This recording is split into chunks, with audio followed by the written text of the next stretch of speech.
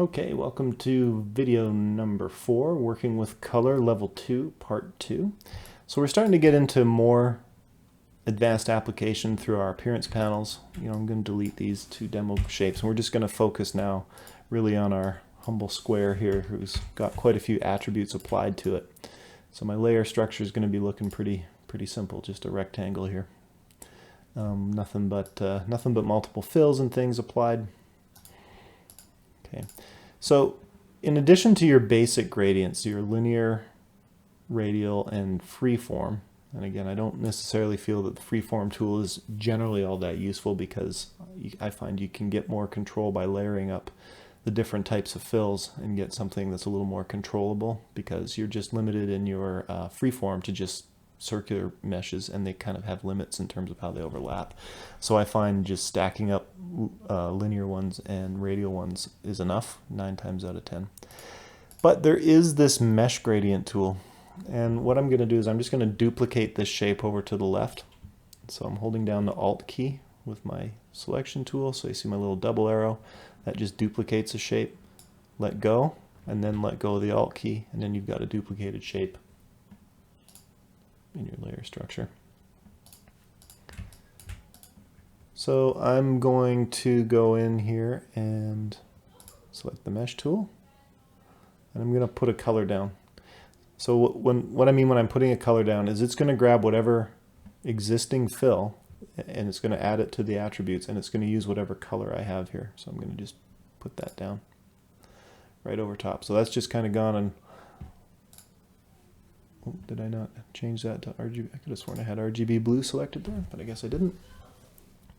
Okay, so I've applied a color. So this is now sort of adding an anchor to your shape that starts to work more like Bezier tools and a little less like just kind of the gradient handles. So you can see here that a mesh gradient in my appearance palette has this fill, and then if I want to put another color down, I just my mesh gradient, I click again. So that's a second color, and I can change that to one of my other spot colors. So each of these anchors in the mesh tool has its own color. And again, you can adjust the transparency of those or the tint, and they work the same way. So just kind of encourage you to play around with those. Now the difference here, of course, is that there's nothing to, it's just going to be opaque to whatever is behind this shape. But I'm just going to stick with that. So you can then change the shape and the location of these anchors by kind of moving them around. But it kind of follows the rules of the Bezier curves. That doesn't really preview the color in real time, so it would be nice if it did, but it doesn't. But you do have quite a bit of control over how this shape blends with the other shape, because you've got these little handles here. So with a lot of careful work, and there is definitely a time and a place for using this particular tool, you can really kind of model the surface. So sometimes it's useful if you really want to sort of shade something that's sort of soft or round looking or whatever, you want to give some volume to the color. Using the mesh gradient tool can be helpful. But the default here, see how there's a question mark? Because we haven't assigned any color, so it's just using the default black fill to blend that towards. Until you assign a color to it, Illustrator's not going to know what color to make that shape.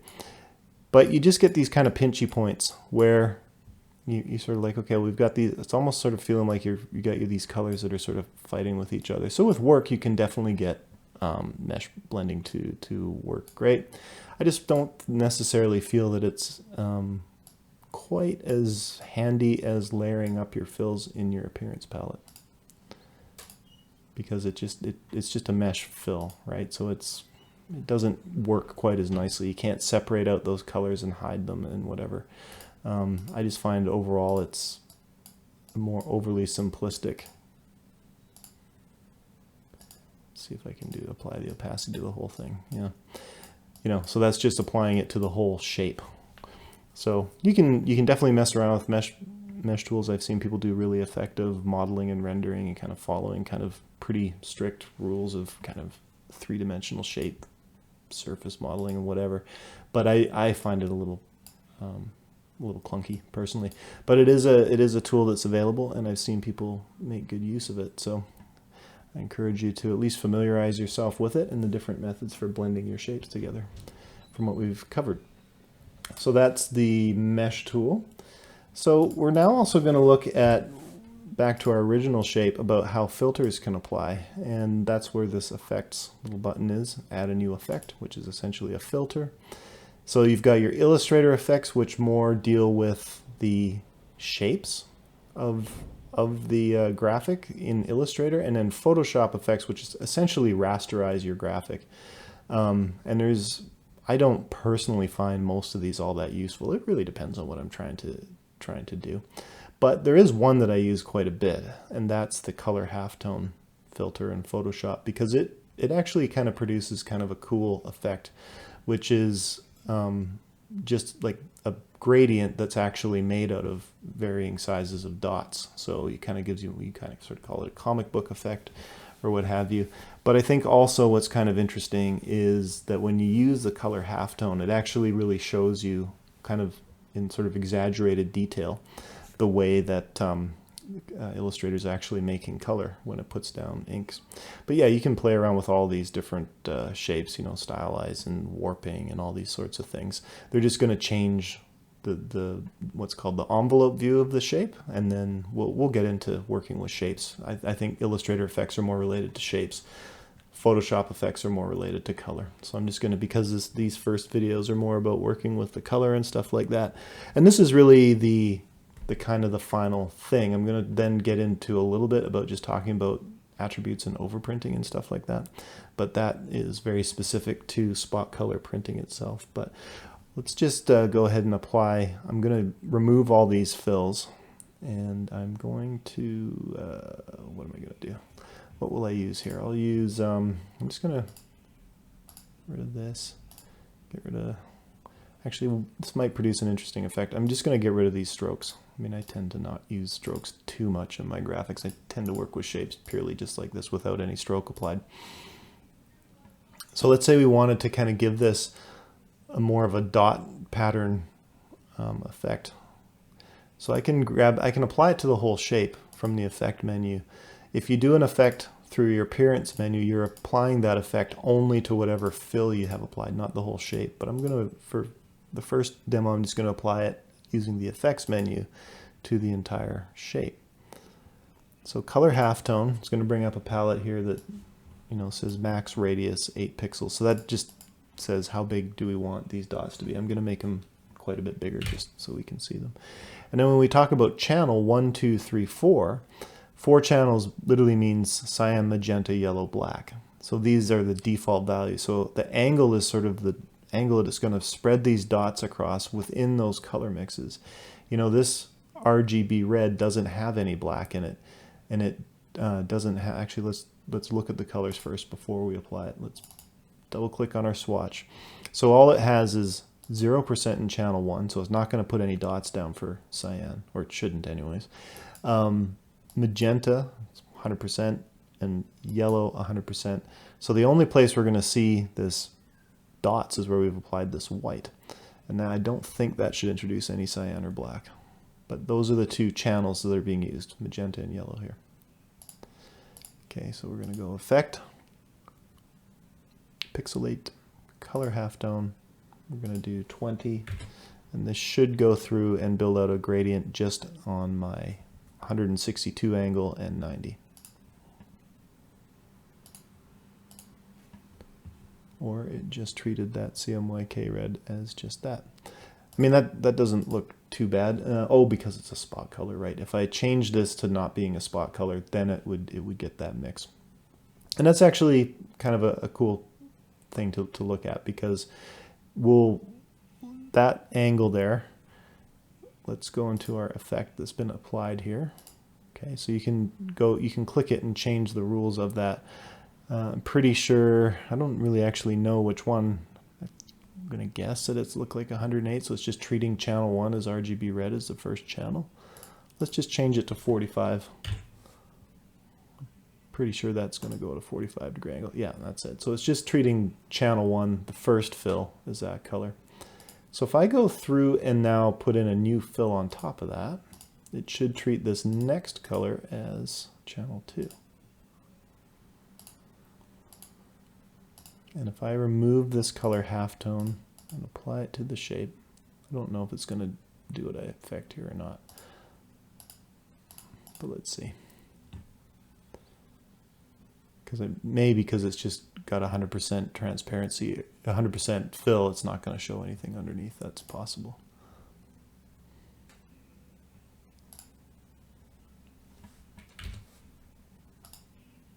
Yeah. So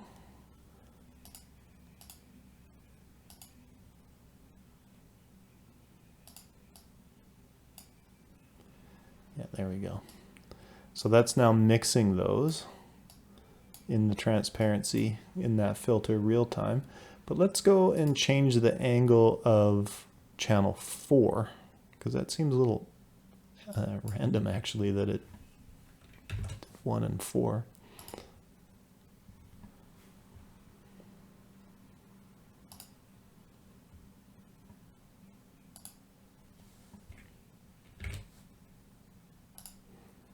Okay, it's actually treating both of those as if they're their own channel. This is, again, you can just see I'm literally kind of exploring working with this filter and just kind of learning about how it behaves at different applications as well.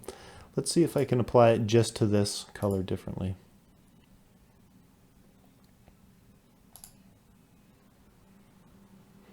I'm not super sure that I'm going to be able to, but yeah, it seems to just kind of take those colors and, because they're spot colors, treats them both as if they're all that same channel value. So I'm going to remove that, and I'm going to change the way that I max out this color, or the way that I build out this color, and we're going to see how that applies differently. So let's just delete these. Get rid of these fills. And just going to go right down to the basics of a single fill with RGB cyan. But what I'm going to do is I'm going to duplicate this swatch. And I'm going to change this now to just a process color. And I'm going to introduce kind of a different amounts here. So it's going to make this kind of mauvey purple color. It's going to have 13% yellow. So let's take a look at that. So it's a global, so which I want, and then if I go effect, pixelate, color halftone, all my channels should get a different independent angle. Let's change this to 45 and back to the default 108. There we go. So now we can see what Illustrator has done there is it's taken those 4 channels. Because this color is not defined as a spot color, it's now breaking it down into its CMYK equivalent. And if you kind of zoom out, you can actually see the rosette pattern that you would see in CMYK printing, which is kind of cool. It just sort of helps you understand the difference between how Illustrator is dealing with spot colors and process colors.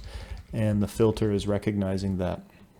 I mean, this itself, you might want that sort of look, but a lot of times that isn't what my goal is when I'm using that filter. But it's just an interesting way to take a look at how Illustrator responds to different settings, because if I change it to this, that color halftone setting on those channels doesn't appear to do anything because there's just one color at 100%.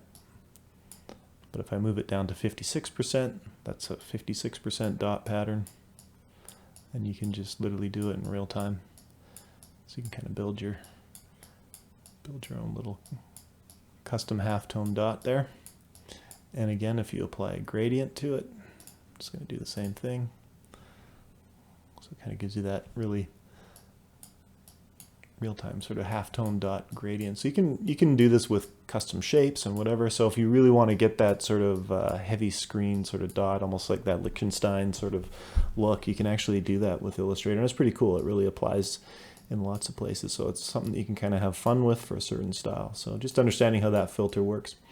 And one more step, even though this goes a little bit more into shapes versus color, but really what this is now created in your layer structure. It's a rectangle, but it's now filled with what is effectively a raster graphic. It's not, you can't adjust the transparency. Like say you wanted to draw another shape underneath and you wanted that to be red and you wanted the red to show through in each of those dots.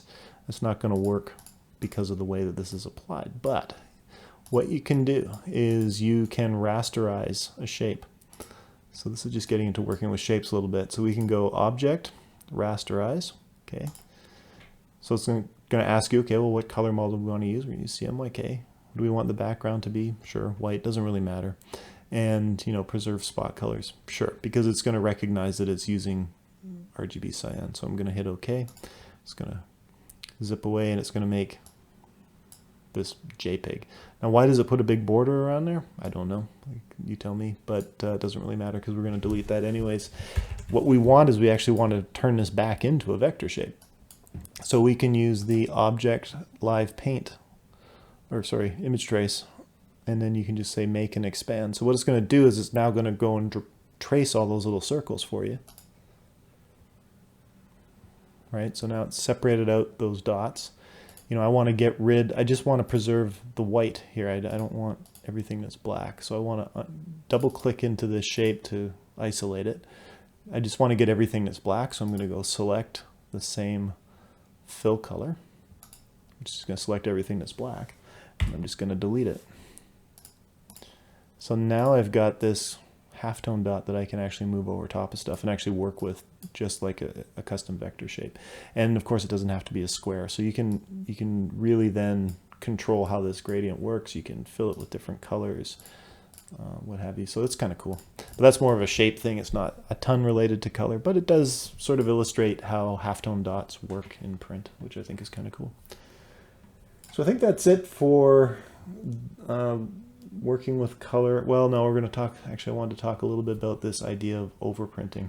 Okay, so yeah, this is a pretty decent example. And so overprinting applies in actual real print scenarios. It's more of a production thing. But when you're printing out a graphic and for a substrate that isn't paper, typically, this is where this is used. So silk screening, so printing graphics to t-shirts, or seriograph, printing graphics to glass typically, or any sort of a packaging situation where CMYK printing isn't super desirable, which is, you know, packaging design is the most common application. You see a lot of use of spot colors because they can be much more vibrant. You know, that's how you get stuff that's almost like neon or whatever. You'll notice these things on packaging. And, you know, I'd encourage you to really look like, I'll look at the Granville Island Brewing Company. They have a series of aluminum cans that, you know, the graphics are just quite beautifully done, but they're a really excellent study in good use of spot color and transparency and overlay and trapping and stuff like this. So if we think about our color as being a layer, like two separate plates that are printing out two specific inks, you know, we've got this ink that we've called RGB cyan, but there'll be a Pantone value specific to it. And then there's this other color here, which is red. You know, it's a really vibrant red that we can't produce with CMYK. So we're just literally printing two custom inks, and we want them to overlap each other like this. And when we're printing in silk screening or serigraph, you know, you can think about those plates and then the thing that you're printing on as all needing, they all move, right? So think of a big long strip of aluminum before it's turned into a can. They put down that print. Well, that aluminum shifts around and moves a little bit. So that the place between those two colors, that movement is referred to as the trap. And, you know, if we print ink right over top of the other color, we're going to see some of the underlying, the first ink that goes down is going to show through the color that goes over top. And that's called overprinting. By default, when you create a shape in Illustrator, in the attributes panel, which you probably won't have open by default, but it's window attributes. This is very much for controlling how these inks go down. So, you know, by default, it's not overprinted. And you can go view and then say overprint preview. So if we change to overprint preview, it's showing me how this is going to look, which means that when we output this for printing, Illustrator, or the RIP program that's used to interpret the Illustrator file, is going to knock out all of these little dot areas out of the red color because this goes over top, and then try and print and align up each one of these dots. But of course we know that little details like this, if we're talking about stuff that moves around, like a t-shirt or aluminum or whatever, these dots are not likely to line up perfectly. You're going to get misregistration, which is going to cause little white gaps and overlaps. So registration just refers to the alignment of the inks, and that's what this registration mark fill is all about. And it's kind of got this little target on there, which hopefully starts to make a little sense now that we've talked about what it actually means. But if I change the fill here, if I change this to overprint with overprint preview turned on, that's now showing me what this is going to really look like if I set this ink to overprint. Okay, so it's just going to print a red dot, and then it's going to put this ink down over top, and assuming that we've got sort of a whitish substrate that we're printing on, this is a preview, a guesstimate as to what those two colors interacting is going to look like. And same, it's not going to change anything if I say overprint fill on the color in behind, of course, because it's treating it exactly the same. But if I do change this to overprint fill, I want it more to look this way. You're like, well, how do you deal with that? Well, that is actually what a stroke is for. That's what a stroke is actually intended for. It's not, even though it's used all the time as a, aesthetic element, it's actually a production element. So, or its original intent was a production element. So I'm going to put that stroke over there. So that's made all these dots a little smaller, right? But now I can say overprint the stroke. So let's zoom in close now in preview, overprint preview mode. So now Illustrator's showing us that the stroke shape is just overprinted. But what that really is that's that movement, right? That's now giving us a little bit of space between the overprinting underneath and the red. And if I were to apply a stroke around this shape, and this is where it's just kind of working in the background and doing its thing. And actually, one thing you're going to notice too is overprint mode will slow down Illustrator a lot. I don't particularly know why, but even if you've got a pretty powerful system, with a complex graphic, overprint preview seems to take a fair bit of computing power. So you're going to notice some slowdown. So that's why I'm trying to use a relatively basic graphic. So now you can see right here, like this illustrates it probably the best, is that stroke has been applied outside of the shape and it's overprinting, right? And then I've also applied an overprint stroke to the red circle underneath. So that's just going to give 1 point basically, or whatever the stroke thickness is, but see how it says in the attributes pad here, 1 point overprint. That's telling me that these colors now can have a little bit of wiggle room in terms of the registration and still not show any of the background substrate through the inks. So that's just kind of the final bit, I think, on working with color. I think that covers pretty much everything you're really going to ever come across in Adobe Illustrator in terms of how colors are applied purely on their own with shapes. There might be some other things that'll come up along the way that I'll remember, but I think between these 3 videos that should hopefully save you watching through full class recordings and really kind of understand some stuff that, in my view, basically applies to every Illustrator graphic you're ever going to reasonably produce.